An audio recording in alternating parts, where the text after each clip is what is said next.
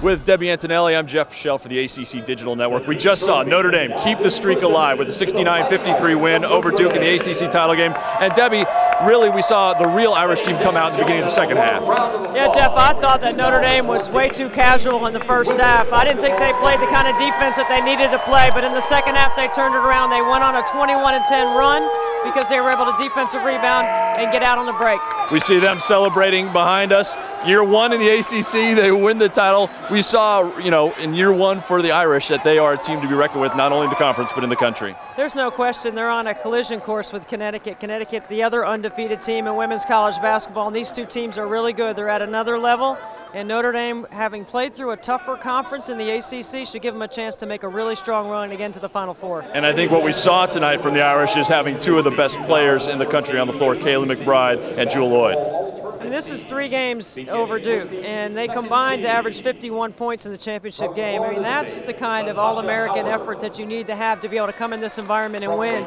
They had combined to average 46 points in the 2 prior games.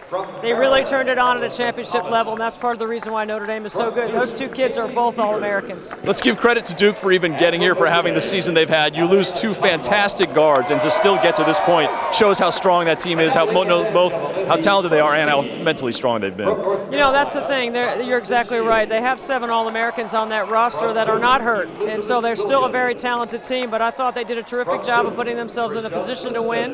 They played that good zone that they usually play, that matchup zone. Elizabeth Williams came ready to play in the tournament. That should speak well for them moving forward to the NCAA tournament. And they will play at home, first and second round, which will be great for them. All right, we know Notre Dame is on this collision course for UConn potentially. Is there, as Jewel Lloyd is announced as conference player, the tournament player of the year, is there another ACC team that can make a Final Four run besides Notre Dame?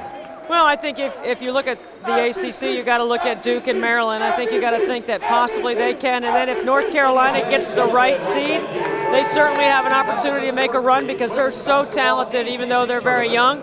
And then it depends on the health of Markeisha Gatling, who did not have structural damage to her knee. If she can get healthy in the next 2 weeks, NC State could have a chance, depending on their seeding as well. So, but to get to the Final Four, you have to have certain qualities, and I think Maryland might be a team that might have it. Give me a number, total number of ACC teams that make it into the tournament. You know what, Jeff? I think there's 8 teams in the ACC team that will make it. I think Miami might be the one that misses out. Florida State, even though they were below Miami in the conference record, they had a below 500 record. They beat Miami twice. So if you're looking at teams in the ACC with the RPI and Notre Dame pulls everybody up, I think maybe there'll be 8 ACC teams in the tournament. We get a look at the bracket a week from tomorrow, Monday, March 17th, with Debbie Antonelli. I'm Jeff Michelle. You're watching the ACC Digital Network, brought to you by Ruby Tuesday.